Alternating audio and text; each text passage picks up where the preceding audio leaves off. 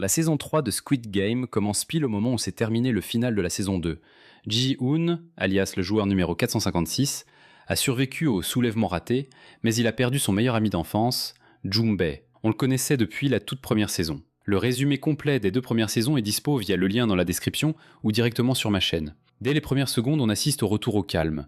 Les soldats en rose reprennent le contrôle du bâtiment. L'agent numéro 11, oui c'est bien No-Hool, l'animatrice qu'on avait découvert dans la saison précédente, s'approche du joueur 246, le père de la petite fille malade qu'on avait vue aussi. Elle lui murmure de fermer les yeux s'il veut rester en vie, puis le déclare comme éliminé. La scène suivante confirme que le joueur 246 a bien quitté le jeu. 2 soldats marquent sa caisse d'une croix, pendant qu'un officier au masque triangulaire félicite la numéro 11. Apparemment, il est ravi de la voir dans leur camp. La soldate demande alors à visiter la salle d'opération. Elle insiste sur le fait qu'ils sont désormais dans la même équipe, donc plus de secrets. Ensuite, un nouveau coffre est amené dans la salle d'attente des joueurs. À l'intérieur, notre héros, Ji-hoon. D'abord, tout le monde pense qu'il a été éliminé. Mais la joueuse 120, la femme trans qu'on connaît bien, vérifie son pouls et confirme qu'il est encore en vie. On l'installe sur un lit, il reprend conscience, complètement sonné, regarde autour de lui et cherche les autres. La joueuse 120 lui explique qu'il ne reste que 3 personnes du groupe des protestataires, elle-même, Dae-ho et Ji-hoon. Elle précise que ce sont les soldats en rose qui l'ont ramené dans ce coffre il y a 2 heures. Peu après, les soldats font une annonce. Le nouveau montant de la cagnotte est de 39 milliards de won, soit environ 28 millions de dollars. Et il ne reste plus que 60 participants. Furieux, Ji-hoon veut comprendre pourquoi lui a été épargné alors que les autres ont été éliminés. Pendant ce temps, l'animateur, In-ho, observe la scène depuis un écran. C'est lui qui, la saison dernière, s'était fait passer pour un joueur lambda sous le nom de Yeong-il. Il regarde Ji-hoon calmement, un verre de whisky à la main. Dans la scène suivante, un vote est lancé pour décider si le jeu doit continuer.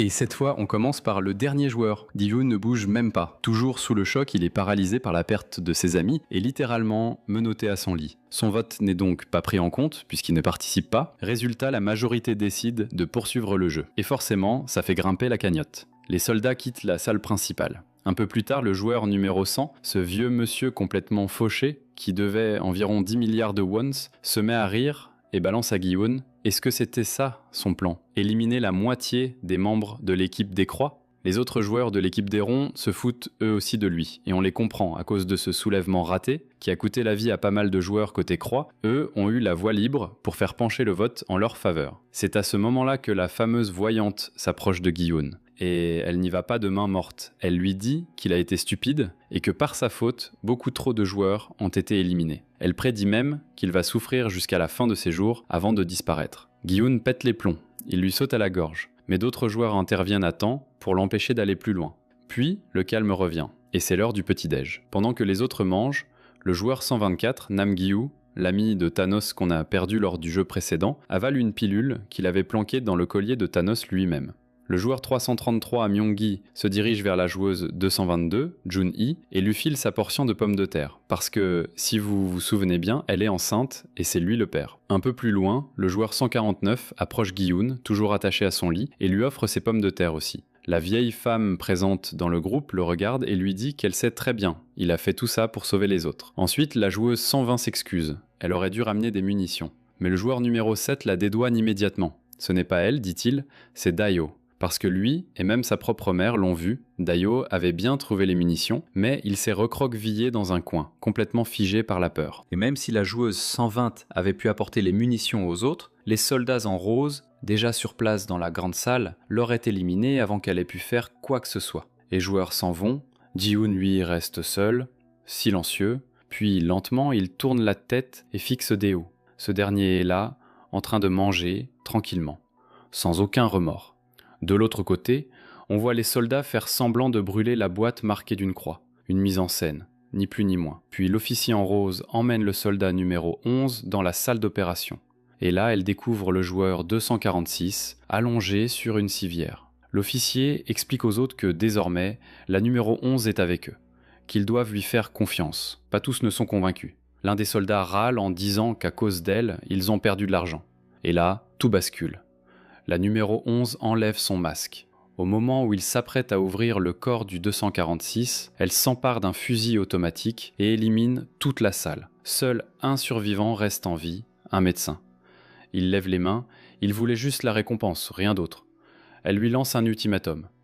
Soit il sauve le joueur 246, soit il subira le même sort que les autres. Pendant ce temps sur le bateau, on réalise qu'un membre d'équipage manque à l'appel. Le capitaine Park, oui, celui qui l'avait balancé par-dessus bord la saison dernière, déclare que peut-être il est juste tombé, après avoir un peu trop bu. À ce moment-là, Woo Se-ok intervient. Il raconte avoir entendu une conversation étrange, puis être monté sur le pont, où il a aperçu le capitaine Park.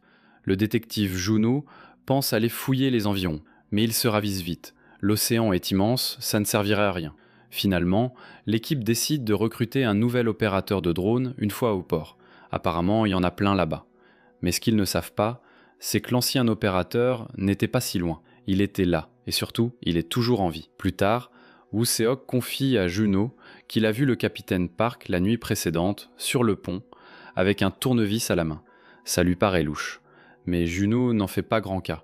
Il pense juste que Woo Se-ok avait un peu trop forcé sur la bouteille. Le lendemain matin, Ji-hoon n'a pas dormi une seule seconde. Il est rongé par la colère depuis qu'il a appris que le soulèvement avait échoué à cause de Deo, et il ne peut pas s'empêcher de le fixer, les yeux pleins de haine. Deo le sent, il baisse légèrement la tête. Les joueurs sont ensuite conduits vers la nouvelle salle de jeu. En montant les escaliers, ils passent devant les corps de ceux qui ont participé à la révolte de la saison précédente. Les organisateurs expliquent que cela leur est arrivé parce qu'ils ont tenté de mettre fin au jeu. Parmi ces corps, Gi-hoon aperçoit celui de son ami d'enfance, Jung-bae. Les joueurs entrent dans la salle de jeu. On leur annonce que, cette fois, ils seront répartis en 2 équipes, et ce, totalement au hasard. Pour cela, chacun doit tirer une bille dans une machine, rouge ou bleue, le sort en décidera. On voit le joueur numéro 124, Juni, et la vieille dame tirer des billes rouges. De leur côté, le joueur 120, le chaman et le fils de la vieille dame tombent sur des bleus. La vieille dame rassure son fils. Elle lui dit de ne pas s'inquiéter. Gi-hoon, lui aussi, hérite d'une bille rouge. Deo, en revanche, tombe sur une bleue. Un soldat en rose avec un carré sur le masque s'avance pour expliquer les règles du prochain jeu. Il s'appelle cache-cache. Le principe est simple. Les joueurs de l'équipe bleue seront enfermés dans un espace clos et devront y trouver une sortie. Le but, s'échapper. Les joueurs de l'équipe rouge, eux, devront tenter d'en neutraliser au moins un parmi les bleus pour pouvoir continuer l'aventure. S'ils n'y arrivent pas, c'est eux qui seront éliminés. Ils ont 30 minutes. Panique du côté de la vieille dame et de son fils. Les organisateurs précisent un détail supplémentaire. Chaque joueur bleu recevra une clé. Elle servira à ouvrir les différentes portes sur le parcours. Mais une règle importante, les portes ne peuvent pas être refermées, à part la porte principale, celle qui mène à la sortie. Quant aux rouges, eux reçoivent des couteaux. Évidemment, le débat s'enflamme. Certains rouges trouvent que les bleus sont avantagés, d'autres bleus trouvent que les rouges ont l'avantage. Résultat, on leur donne la possibilité de s'échanger leurs couleurs, mais uniquement sur la base du volontariat, avant le début du jeu. La clairvoyante commence à se faire une petite troupe de fidèles. Elise affirme qu'elle saura trouver la sortie grâce aux dieux qui vont lui montrer le chemin.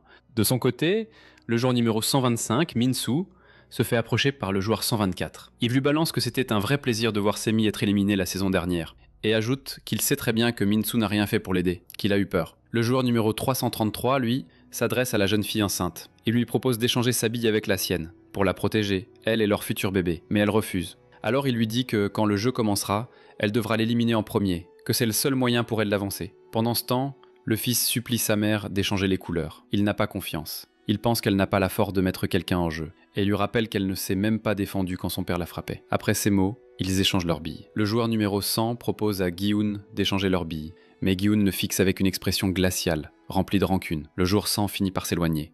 Peu après, Gi-hoon échange un nouveau regard lourd de sens avec Deo. De son côté, Deo tente de proposer sa bille bleue à quelqu'un de l'équipe rouge, mais personne ne veut devenir une cible potentielle. Personne ne veut prendre sa place. Alors il s'approche de Gi-hoon et lui demande pourquoi il le regarde comme ça, avec autant de haine. Puis il va jusqu'à le tenir pour responsable de ce qui arrivait à Jung-bae et aux autres. Pour lui, tout est la faute de Gi-hoon.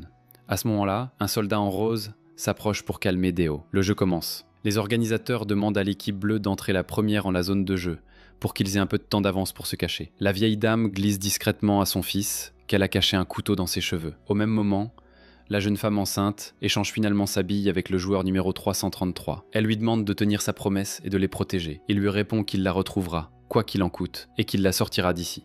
L'équipe bleue entre dans la salle de jeu. Ils ont 2 minutes pour se cacher et commencer à chercher la sortie. Le joueur numéro 100 lance une idée. Celui qui trouve la sortie en premier doit crier pour prévenir les autres. Les joueurs approuvent, puis ils se dispersent dans tous les sens. Pendant ce temps, le joueur 124, membre de l'équipe rouge, propose une alliance à Myung-gi. Il lui dit qu'il a été impressionné par la façon dont il a éliminé Thanos la saison précédente. Retour à l'infirmerie.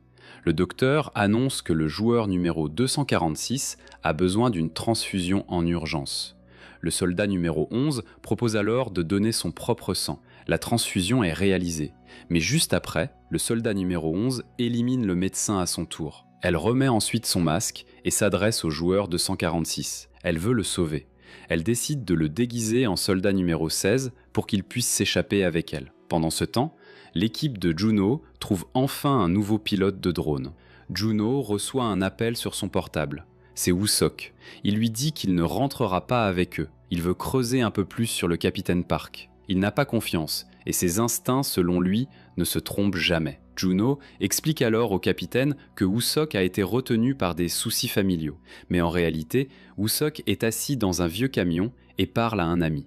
Il lui dit que leur patron, Kim, n'est plus là. Souvenez-vous, Kim, c'est celui qui faisait chanter Gi-hun dans la toute première saison, et qui a été éliminé par le recruteur dans la seconde. Dans la scène suivante, l'équipe rouge entre dans la zone de jeu et se disperse pour traquer les membres de l'équipe bleue. Gi-hun, de son côté, cherche désespérément Deo. Dès le début de la manche, le joueur numéro 124 avale une pilule et en propose une à Myung-gi, qui refuse. Un peu plus tard, Gi-hun manque de croiser Deo dans un couloir. Il passe à 2 doigts de se retrouver face à face, mais Deo parvient à s'échapper. De son côté, le joueur numéro 100 se retrouve coincé dans une cage d'escalier. Sa clé ne fonctionne pas avec la serrure. À ce moment-là, un autre joueur bleu arrive, et on comprend que les serrures de la salle sont divisées en 3 types, cercle, carré et triangle. Heureusement, la joueuse numéro 120 comprend immédiatement le principe, et surtout, son groupe possède les 3 types de clés. La vieille dame et la jeune femme enceinte lui remettent leurs clés pour qu'elle puisse progresser plus vite. Pendant ce temps, Gi-hun continue de chercher Deo sans relâche. Il reste encore 25 minutes avant la fin du jeu. Un peu plus loin, la vieille dame aperçoit à travers une fente dans la porte son fils, errant dans la pièce à la recherche d'une cible. Les joueurs bleus essaient tant bien que mal de survivre. L'un d'eux finit acculé par les joueurs 124 et 333, qui l'éliminent ensemble. Le joueur 333 en profite pour lui subtiliser sa clé, afin d'ouvrir d'autres portes. Min-soo sort alors d'une pièce voisine. Il remarque que le joueur 124 a fait tomber un collier en forme de croix contenant des pilules, un vestige de l'épreuve précédente, surnommé le collier de Thanos. Min-soo le ramasse et avale une des capsules. Un peu plus loin, le joueur 222 tente de s'enfuir, mais se tord la cheville en dévalant les marches. Il chute lourdement. Pendant ce temps, un joueur rouge tombe sur le groupe composé de la vieille dame, de la femme enceinte et du joueur 120. Il exige qu'on lui livre la vieille dame en échange de la sécurité des autres. Mais le joueur 120 ne se laisse pas faire. Elle se jette sur lui, le neutralise et le fait sortir du jeu. De leur côté, le joueur 100 et son binôme poursuivent l'ouverture des portes à la recherche de la sortie. Mais soudain, un joueur rouge surgit. Dans un réflexe brutal, le joueur 100 pousse son partenaire à l'extérieur et referme la porte derrière lui. Son coéquipier est éliminé sur le coup. Lui, en revanche, reste à l'abri et récupère sa clé. En parallèle, les joueurs 124 et 333 éliminent encore un autre joueur bleu. Et finalement, les organisateurs annoncent la fin du jeu. L'épreuve est réussie. Le joueur 333 se lance immédiatement à la recherche de la jeune femme enceinte, comme il l'avait promis au début du jeu. De son côté, le joueur 124 essaie de le convaincre de continuer à éliminer d'autres participants. Plus ils en sortent, plus la récompense finale sera grande. Et surtout, plus il y aura de bleus éliminés, plus la future maman aura de chances d'aller plus loin dans la compétition. Pendant ce temps, Gi-hun, complètement déboussolé, continue de chercher Deo, mais ce dernier se fait attaquer par un autre joueur rouge. Il est blessé à la jambe, et une lutte s'engage. Au bout d'un moment, Deo prend l'avantage et neutralise son adversaire. De leur côté, le groupe de la joueuse 120 arrive dans une nouvelle pièce. Ils découvrent que la jeune femme enceinte s'est blessée à la cheville. Elle les supplie de la laisser là, expliquant qu'elle ne ferait que les ralentir. Mais à ce moment-là, ses os se rompent. L'accouchement est imminent. Il reste alors 15 minutes avant la fin de l'épreuve. Pendant ce temps, le fils de la vieille dame erre toujours à la recherche d'un joueur bleu à éliminer. Et soudain, la chance tourne en sa faveur. Il tombe nez à nez avec un bleu. Celui-ci le supplie de l'épargner, racontant que sa mère est gravement malade et qu'elle l'attend chez eux. Mais c'était un piège. Il l'attaque par surprise, lui arrache même son couteau. Heureusement, un autre joueur rouge intervient juste à temps et met fin à la menace. De son côté, la voyante et ses fidèles poursuivent leur quête pour trouver la sortie. Elle entre dans une salle et en ressort quelques secondes plus tard, complètement paniquée. Juste derrière elle, les joueurs 124 et 333 surgissent et éliminent tous ses compagnons. Sur l'escalier, la voyante croise Gi-hun. Elle lui raconte avoir vu le joueur 388, Deo, blessé à la jambe, laissant une traînée de sang derrière lui. Elle est convaincue que Gi-hun pourra le retrouver en suivant cette piste. Sans perdre une seconde, Gi-hun se met en marche. Un peu plus loin, la voyante croise Min-soo.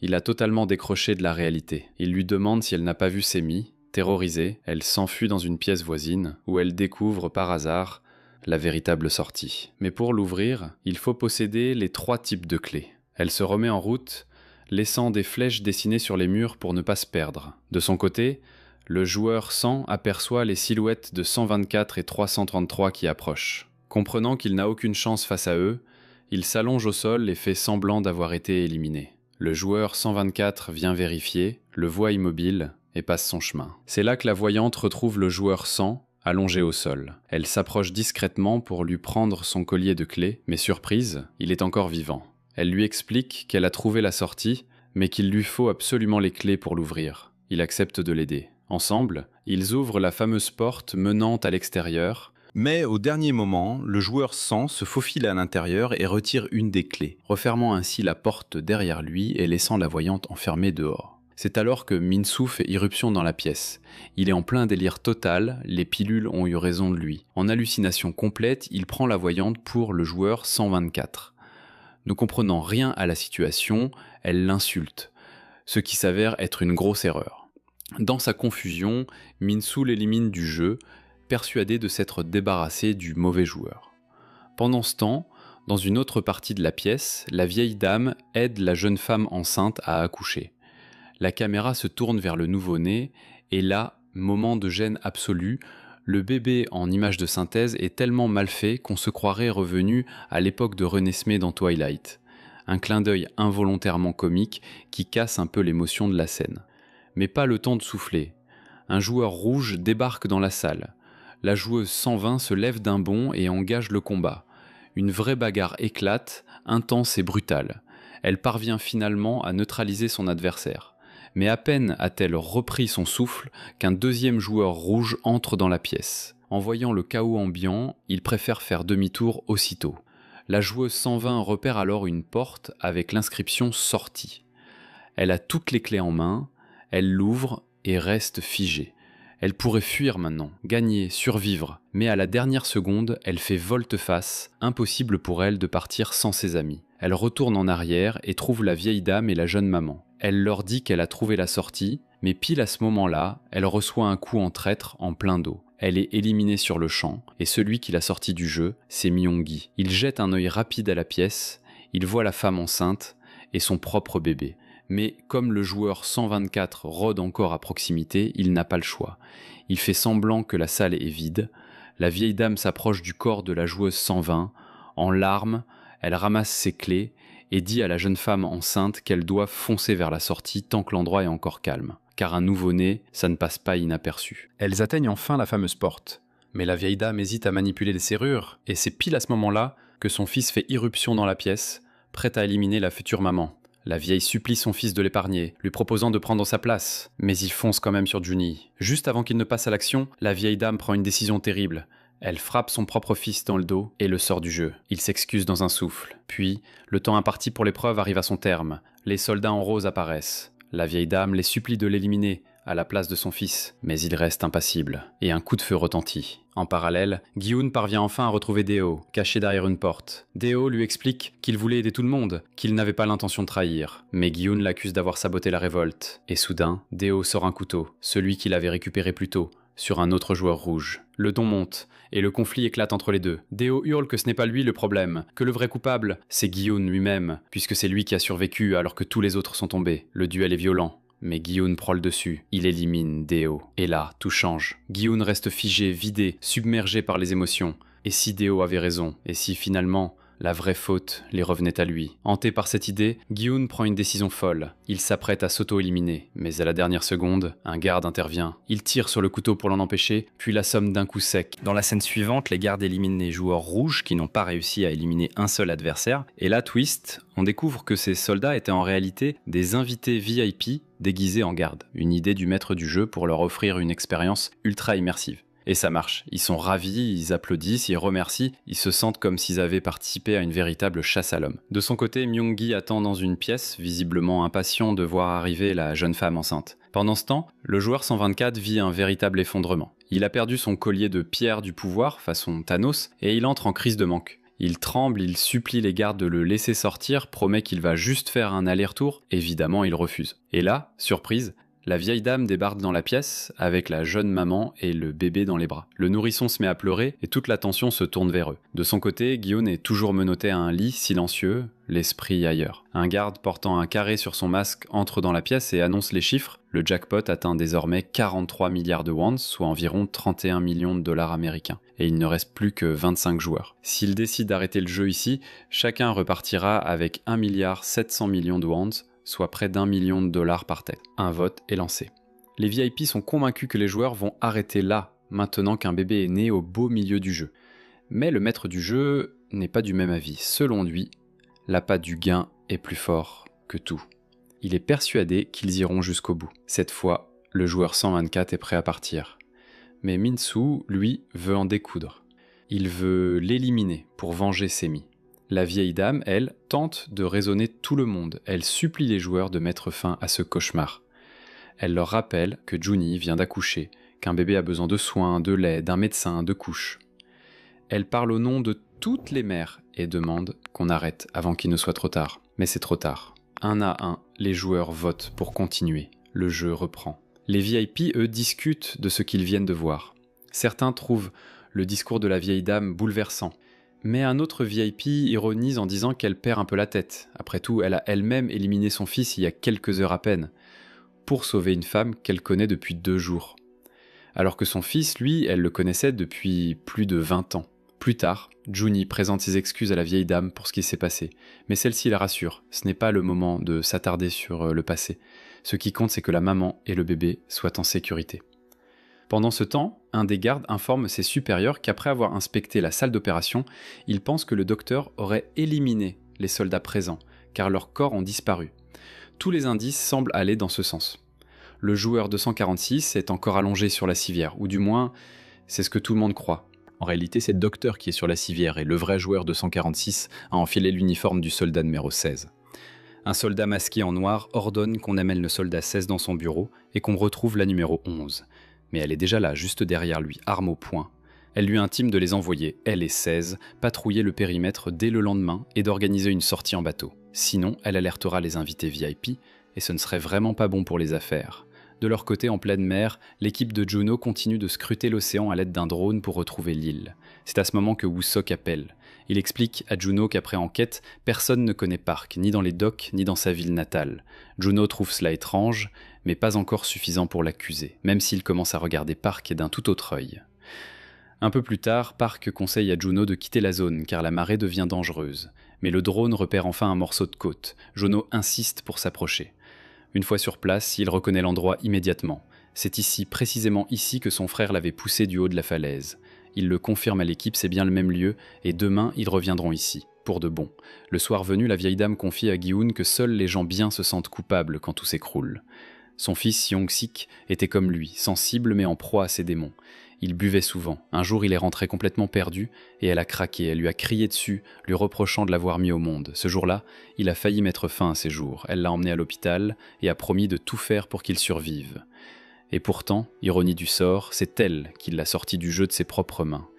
Elle pose les yeux sur Gi-hun et le supplie de protéger la jeune maman et son bébé. Elle croit encore qu'il est venu ici pour les sauver tous. Le bébé, lui, n'a rien demandé, c'est pour ça qu'elle le supplie. Protège-le. Pendant ce temps, Woo-seok et son coéquipier arrivent devant une maison abandonnée. Woo-seok prend une lampe et une arme, puis entre. Dans la cour, un chien attaché surveille les lieux. À l'intérieur, il tombe sur une vieille photo. On y voit le capitaine Park, aux côtés du recruteur qu'on avait déjà aperçu dans la saison précédente.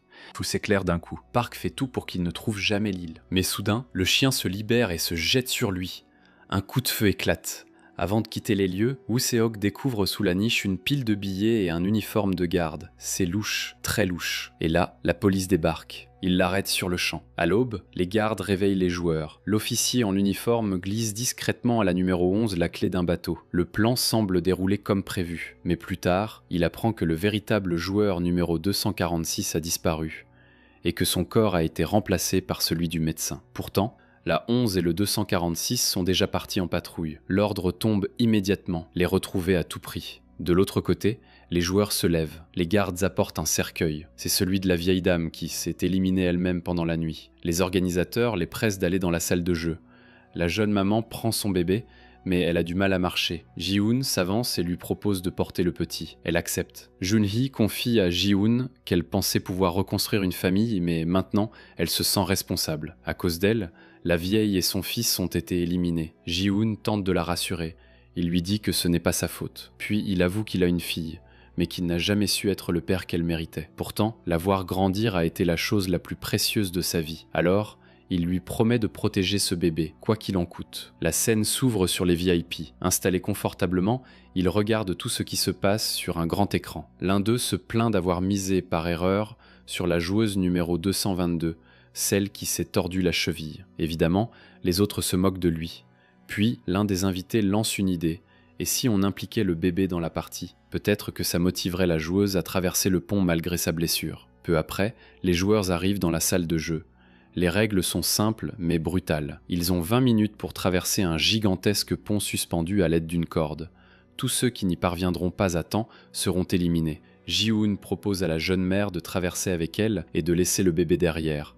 Mais un garde en rose intervient. Il annonce que tous les participants, y compris le nourrisson, doivent franchir le pont. Autrement dit, l'enfant est désormais un joueur à part entière. Là, le joueur numéro 100 commence à crier qu'il faut bien un volontaire pour ouvrir la voie, mais personne ne se lance. Finalement, Ji-hoon prend son courage à deux mains et saute le premier. La mère, paniquée, lui confie son bébé. Pendant ce temps, Min-soo tend au joueur numéro 124 son collier, celui avec les précieuses capsules, et le jette sur le pont. L'autre, accro à ses comprimés, se précipite, mais lorsqu'il récupère le pendentif, il réalise qu'il est vide. La déception lui fait perdre l'équilibre et il chute. Fin de la partie pour lui. Ji-hoon continue à avancer avec le bébé dans les bras. À mi-parcours, il vacille, mais parvient à se rétablir et termine la traversée. Il crie à Jun-hee qui le reviendra la chercher. Les autres commencent à le suivre, un par un. Le joueur numéro 96 traverse à son tour, mais pousse violemment celui qu'il suit. Pour lui, seul compte le gain. Résultat, tout le monde est forcé de sauter au même endroit. Le joueur 100 essaie de négocier, lui proposant une part du pactole pour qu'il laisse les autres passer. Refus catégorique. Ji-hoon finit par le menacer de le faire tomber lui-même. Face à cette pression, le 96 finit par céder et laisse passer le groupe. Un peu plus tard, Ji-hoon aperçoit Jun-hee qui tente de franchir le pont, mais elle échoue. Myung-gi s'approche pour lui proposer de l'aide, mais elle refuse. Elle ne lui a pas pardonné d'avoir éliminé la joueuse 120. Elle lui demande clairement de rester loin d'elle et de son enfant. Soudain, le 96 revient à la charge. Il tente de faire tomber Ji-hoon, mais ce dernier a l'avantage narratif. Il le repousse et le joueur chute dans le vide. Min-soo et Myung-gi parviennent à traverser. L'horloge tourne. Quand il ne reste plus qu'une minute, Ji-hoon décide de faire demi-tour pour sauver Jun-hee, mais elle l'arrête. Elle lui dit de ne pas revenir. Elle a promis de protéger son enfant jusqu'au bout et préfère se retirer du jeu elle-même. C'est là que les VIP ont une nouvelle idée. Ils demandent à l'organisateur de rendre le bébé totalement autonome, un joueur à part entière. Le maître du jeu accepte et déclare que désormais l'enfant portera officiellement le numéro 222 à la place de sa mère. Ce sera bien plus intéressant pour la suite du vote. De retour dans la salle principale, les joueurs numéros 336 et 353 discutent. Ils ne sont plus que 8, et chacun peut repartir avec une jolie somme, suffisant selon eux pour arrêter le jeu. À ce moment, un groupe de soldats en rose entre et annonce que la cagnotte a bondi à 44,7 milliards de won, à répartir entre 9 joueurs restants. Ça représente environ 4,96 milliards chacun, soit presque 3,6 millions de dollars. Un vent de révolte souffle. Les participants réalisent que l'organisateur a officiellement transformé le bébé en joueur à part entière. Et ils trouvent ça profondément injuste. Ils ont risqué leur vie, lui, il est juste né. Il s'adresse alors à Gi-hoon, voulant écarter le nourrisson du jeu. Mais les soldats interviennent. Désormais, aucune élimination n'est autorisée dans la salle principale. L'idée ? Donner à chacun une chance équitable. Et pour renforcer l'effet, les soldats offrent des tenues chic à tous, puis les entraînent dans une fête en douceur, prélude à la dernière épreuve, comme dans la saison 1. Pendant ce temps, Juno, pointant l'île suspecte sur sa carte, propose au capitaine Park d'envoyer une patrouille dès l'aube. Park, lui, met en garde. La zone est sous surveillance de la garde côtière. Juno insiste. À la police, Woozook tente de dénoncer Park comme étant partie prenante d'une organisation qui kidnappe de gens pour ses jeux. Mais personne ne le prend au sérieux. Plus tard, la police appelle Park. Quelqu'un a tenté de cambrioler sa maison, espérant voler argent, uniforme et photos compromettantes. Le nom du coupable ? Woozook. Park feint l'innocence. Juno demande alors qui est l'informateur. Park élude, prétextant un ami qui l'aide pour des affaires privées. Puis, Park appelle son équipage de bateau pour leur signaler qu'ils ont été repérés, et donne l'ordre de couler le navire. Au poste, Woozook réussit à téléphoner à sa propre avocate, mais s'enfuit en emportant le téléphone. Il contacte Juno via Siri, l'avertissant que Park n'est pas qui il prétend être. De leur côté, sur le bateau, Park fait liquider certains membres de son crew. Juno, armé d'un harpon, tire sur Park avant que ce dernier ait le temps d'achever de manager. Avant de s'éteindre, Park murmure à Juno qu'il n'était qu'un exécutant des ordres d'Ino, qui lui avait demandé de protéger Juno à tout prix. Il prévient aussi « Juno ne s'en sortira pas, personne ne l'aidera ». Juno soigne ensuite le manager blessé par balle. Il lui demande de l'aider à localiser l'île et lui parle de son frère, Ino, devenu maître du jeu sur l'île. Le manager répond que seuls, ils ne pourront pas la trouver et que leur bateau ne suffira pas. Mais Juno a un flash. Park avait rayé de la carte une zone précise, prétendant qu'il n'y avait rien là-bas. Juno comprend, c'est justement là que se cache l'île. Pendant ce temps, les 9 derniers joueurs encore en finale assistent à un festin royal organisé par les organisateurs. Les VIP, un peu inquiets à l'idée de poursuivre l'épreuve, sont rassurés par le maître du jeu. Tant qu'ils croiront pouvoir atteindre le round suivant, ils continueront. Puis le soldat au carré annonce les règles du dernier défi. Les joueurs auront le choix de désigner un minimum de 3 participants à éliminer. S'ils acceptent, les autres survivront et gagneront. Le vote pour ou contre la suite du jeu débute. Le bébé, évidemment, ne vote pas. Ji-Hoon et Min-Soo disent non, les autres votent oui. Le jeu continue. Pendant ce temps, les joueurs numéro 11 et 246 quittent l'île en bateau. Un officier appelle le soldat 11 pour lui demander de ramener le 246, expliquant qu'il connaît l'état de santé de sa fille. Le soldat 11 revient, mais dès l'arrivée, il demande à 246 de se diriger vers le nord et d'appeler la police dès qu'il débarquera, car sa fille est en danger. Comment le soldat a-t-il appris cette info ? Il se tait. Le joueur 246 part en mer. De retour dans la grande salle, un soldat en rose annonce à Ji-Hoon que le maître du jeu souhaite l'y parler. Le maître du jeu lui fait une proposition lourde de sens concernant son futur avec le bébé. Il déclare que le véritable enjeu, c'est l'enfant. Il pose un couteau sur la table et propose à Ji-Hoon d'éliminer les joueurs déjà endormis pour mettre un terme au jeu. Ji-Hoon demande pourquoi le maître l'aide. À ce moment, celui-ci retire son masque, ce n'est autre que Yong-il, alias Ino, le joueur numéro 1 de la saison précédente qu'on croyait éliminé. Yong-il,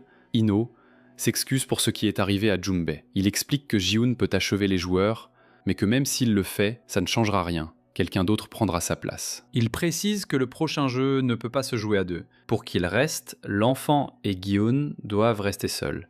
Le maître du jeu questionne alors Gi-Hoon, croit-il encore en l'humanité après tout ce qu'il a vécu? Gi-Hoon se saisit du couteau et quitte la salle.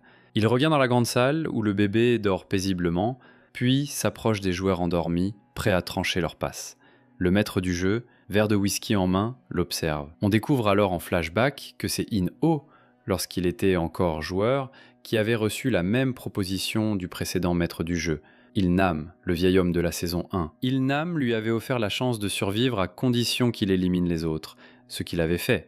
Maintenant, In-Oh souhaite tester Gi-Hoon de la même façon, car il juge qu'ils se ressemblent. Au moment où Gi-Hoon s'apprête à passer à l'acte, il voit soudain le visage de Sebyok, la jeune femme de la saison 1. Elle le supplie intérieurement de ne pas le faire, car il est un bon homme. Gi-Hoon abandonne. Il baisse le couteau et s'éloigne. Le maître du jeu le regarde à travers des écrans, ému aux larmes. Pendant ce temps, à bord d'un bateau, le joueur 246 poursuit sa route. Sur l'île, le détective Jun-Ho arrive. Mais In-Oh, son frère et maître du jeu, lui ordonne par radio de faire demi-tour, sinon il sera éliminé. Pendant ce temps-là, la soldate numéro 11 fait irruption dans le bureau de l'officier et l'oblige à effacer toute trace du joueur 246 sur le serveur. L'officier s'exécute, mais prévient qu'une copie papier existe encore dans les archives, accessible uniquement à lui et au maître du jeu. Dans l'ascenseur, l'officier au masque carré tente de lui arracher son arme, il tombe au sol et commence à se battre. Il lui lance qu'elle essaie sûrement de sauver ce joueur pour racheter sa faute envers sa propre fille, qu'elle aurait abandonnée. Elle le supplie de les laisser partir. L'officier répond qu'il pensait qu'ils étaient pareils, tous deux venus de Corée du Nord, tous deux ayant perdu un proche à cause d'une maladie grave, mais il admet s'être trompé. Au moment où il reçoit un appel radio, la soldate tente d'accéder à l'ascenseur. L'officier lui lance qu'elle aura besoin de son masque pour le faire fonctionner. Elle déclenche tout de même la cabine et, dans un geste décisif, l'écarte définitivement de la partie. Le matin suivant, les joueurs sont réveillés pour le tout dernier défi. Le joueur numéro 100 touche son cou, persuadé qu'il a été piqué pendant la nuit. C'est l'heure du jeu final. Tous montent dans l'ascenseur jusqu'à une plateforme carrée. L'épreuve s'intitule « Le jeu du calmar céleste ». Les règles ? Un seul round par plateforme. Pour passer au niveau suivant, il faut réussir à faire tomber au moins un autre joueur. Mais si aucune élimination ne survient dans les 15 minutes, tout le monde est disqualifié. Minsu commence à halluciner, il croit voir Thanos s'accrocher au bord de la plateforme avant que la vision ne se transforme en jour 124. Myonggi, lui, assiste à cette descente dans la folie sans savoir quoi penser. Les organisateurs expliquent que pour lancer le round, il faut appuyer sur le bouton rouge au sol. Le joueur 100 s'en charge et le défi commence. Il met tout de suite en garde. Inutile de s'entretuer. Le joueur 353 propose une méthode plus juste. Voter pour éliminer la victime. Le candidat évident, le bébé, sa mère est déjà sortie du jeu. Le joueur 203 acquiesce. D'après lui, personne ne peut veiller sur un nourrisson. Le père biologique, Myonggi, reste silencieux. Il réalise rapidement que Gi-han ne lâchera jamais le bébé, alors ils envisagent d'éjecter les deux, lui et l'enfant. Mais 353 rappelle la règle. Un seul doit tomber pour que les autres puissent avancer. Myonggi suggère donc de voter pour éliminer Minsu, jugé le plus fragile. Si Gi-han protège le bébé, ils pourront s'occuper de lui dans le round suivant. Il s'approche de Minsu, qui implore pour rester. Quand vient son tour de voter, le joueur 203 hésite. Il craindra que Minsu ne partage son sort avec lui. Puis Myonggi remarque une barre métallique sous la plateforme, une arme potentielle. Minsu, pris de nouveau de vision, voit Semi surgir de nulle part. Il la supplie de pardon et finit par quitter le jeu. C'est lui qu'on pousse hors du plateau. Les joueurs se dirigent ensuite vers la plateforme suivante, reliée par un pont en métal. Myonggi avertit « Séparons Gi-han du bébé d'abord. Le plan, éliminer le bébé, ce round, puis Gi-han, le suivant. » Myonggi intervient « Non, Gi-han ne lâchera pas, mieux vaut forcer un choix. » Alors que le joueur 203 s'apprête à lancer le round, le 353 manipule Gi-han. Il lui promet qu'il serait ciblé au prochain tour. Le doute s'installe. 353 change d'avis et renonce à le pousser. Le joueur 203 tente de prendre la barre pour le faire, mais 353 refuse. Résultat, le terrain d'entente échoue et une tension monte. Myonggi propose alors un jeu pierre-feuille-ciseaux pour désigner le pousseur. Le joueur 336 perd. Ils utilisent leur veste comme corde pour pousser Gi-hun avec l'enfant vers le centre, pour mieux les isoler. Le joueur 336 approche Gi-hun, feint l'équité, puis propose un tirage à la courte paille. Le perdant tombera. Il rassure en disant que Gi-hun peut piocher à la place du bébé. Mais Gi-hun n'est plus naïf, il demande à voir les pailles. Sur la plateforme suivante, le joueur 336 agrippe Gi-hun, mais ce dernier sort le couteau que lui a donné Ino, et coupe la corde les reliant. 336 tente de se justifier, affirmant qu'on l'a contraint à agir. Mais Myonggi surgit, brandit sa barre de métal et le pousse hors du plateau. Puis il assure Gi-hun de son soutien. Le joueur 100, le plus âgé, appelle à la retenue. Maintenant, ils peuvent avancer en toute sécurité, en tirant à la courte paille. Mais Myonggi ne leur fait pas confiance. Les autres se rebellent, le traitent de traître. Il explique qu'il a d'abord voulu fuir avec Juni, mais elle ne lui faisait pas confiance.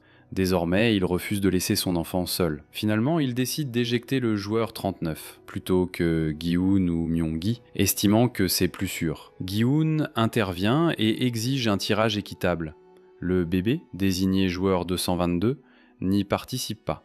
Les autres essaient de dissuader Myonggi, mais la tension monte. Soudain, le joueur 203 s'élance pour prendre le couteau à Gi-hun, pendant que le 353 tente de dérober la barre à Myonggi. Dans le chaos, Gi-hun réussit à éliminer le joueur 203 et Myonggi le 353. Gi-hun revient vers le bébé, tandis que Myonggi, aux côtés du joueur 100, fait croire qu'il soutient leur alliance.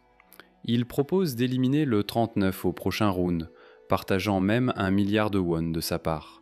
Myonggi le sort alors du jeu, d'un geste surprenant. Alors le round s'achève. Le joueur 39 reprend ses esprits, déclare qu'il refuse d'être un pion. Sur ces mots, il se retire volontairement, laissant 2 survivants, Gi-hun et Myung-gi. Pendant ce temps, la soldate numéro 11 découvre dans la cave le dossier complet du joueur 246. Un peu plus loin, les gardes en rose rattrapent ce même joueur sur un bateau et ouvrent le feu. Il parvient à neutraliser un poursuivant, mais manque de munitions face aux 2 autres. Alors que tout semble perdu, le détective Junho et le manager surgissent. Ils le sauvent de justesse. Le joueur 246 révèle à Junho l'emplacement de l'île. Junho, en scaphandre, plonge aussitôt vers la terre promise. Pendant ce temps, sur l'arène, Myung-gi demande à Gi-hun si le bébé va bien, avant de s'éclipser vers une autre plateforme. Soudain, il exige que Gi-hun lui remette l'enfant. Gi-hun refuse, le comprenant. Myung-gi compte le trahir pour empocher seul le pactole. Les VIP jubilent devant ce spectacle.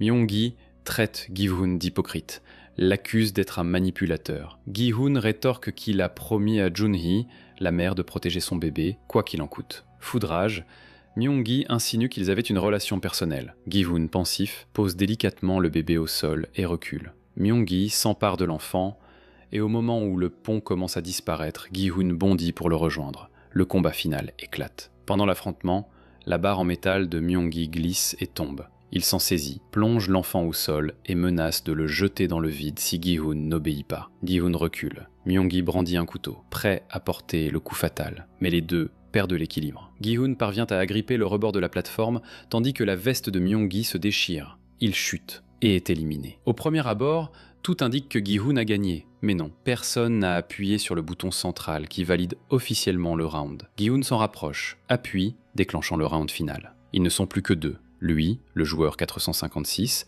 et l'enfant, joueur 222. L'un d'eux subira l'élimination, l'autre remportera le prix. Pendant ce temps, la soldate numéro 11 brûle les dossiers concernant le joueur 246. Avant de partir, elle jette un œil à son propre dossier, espérant y trouver des infos sur sa fille. Et là, l'horreur. Elle découvre que sa fille et son mari ont été éliminés par les services spéciaux nord-coréens alors qu'ils tentaient de fuir le pays. Sous le choc, elle détruit tous les autres documents, s'installe dans le fauteuil du leader et fixe l'écran. Elle y voit Gi-hun, l'enfant dans les bras. Il murmure que les joueurs ne sont pas des chevaux de course, mais des êtres humains, avant de s'éliminer lui-même du jeu. Immédiatement, le leader ordonne l'évacuation. Un compte à rebours démarre, tout va exploser dans quelques minutes. Ino, alias le leader, s'approche du corps de Gi-hun, retire sa propre masque en signe de respect et monte sur la plateforme pour récupérer l'enfant. C'est à ce moment précis que Junho surgit et lui demande pourquoi il l'avait sauvé autrefois. Mais Ino ne répond pas, il ne dit rien. Il s'éloigne en silence. Ensuite, on revoit des extraits de toutes les anciennes épreuves, jusqu'à ce que la caméra s'attarde sur le visage de Gi-hun. Dans ses yeux, on voit le reflet de l'explosion. Puis plus rien, le feu consume tout. Un peu plus tard, quelqu'un trouve une pièce verrouillée, ouvre la porte et découvre une montagne de billets. Mais ce n'est pas le prix du jeu, c'est l'argent que Gi-hun avait laissé dans l'hôtel à la fin de la saison 2. 6 mois passent. Le joueur 246 dessine le portrait de la femme qu'il a sauvée, sans savoir qu'il s'agissait de la soldate numéro 11. À côté de lui, la fillette qu'il a protégée a survécu.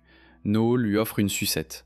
Puis elle monte dans une voiture. Quelques secondes plus tard, elle reçoit un appel. C'est un homme qu'elle a engagé pour retrouver sa fille.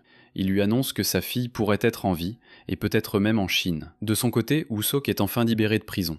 Junho et leur ami commun l'attendent à la sortie. Dans la voiture, ils parlent de l'argent disparu de l'hôtel. Seules 3 personnes étaient au courant. Woo-seok, Junho et Gi-hun. Et là, Woo-seok jette un regard intrigué et demande « Et si Gi-hun était encore en vie ?» Plus tard, Junho rentre chez lui. Sur la table, il trouve un bébé, ainsi qu'une enveloppe avec une carte de joueur, et tout l'argent gagné. Le vainqueur, c'est l'enfant. Pendant ce temps, une femme débarque à Séoul. C'est la mère de Sebyok, la joueuse du premier volet. À la sortie, elle retrouve Cheol, le petit frère de Sebyok. La soldate numéro 11, elle, achète un billet pour la Chine. Elle part chercher sa fille. Le leader, In-ho, rend visite à la fille de Gi-hun. Il tient une boîte dans ses mains. Il lui dit que ça vient de son père. Mais la jeune fille, triste, répond qu'elle n'a plus de père, elle en a trop longtemps attendu un qui n'est jamais revenu. Alors, In-ho lui révèle que son père n'est plus là. Il lui remet la boîte et s'en va. À l'intérieur, elle trouve la tenue du joueur 456 et une carte bancaire, avec l'intégralité de la somme que Gi-hun avait laissée. In-ho monte dans sa voiture et disparaît. Tout semble terminé. Mais bien sûr, ce n'est pas le cas. Dans la scène finale, on découvre les rues de Los Angeles. Le recruteur est de retour, jouant à son fameux jeu de cartes, cette fois avec un sans-abri. Et de l'autre côté de la rue, on aperçoit le leader. C'est là qu'on comprend une chose, les jeux continuent, et désormais, c'est aux États-Unis.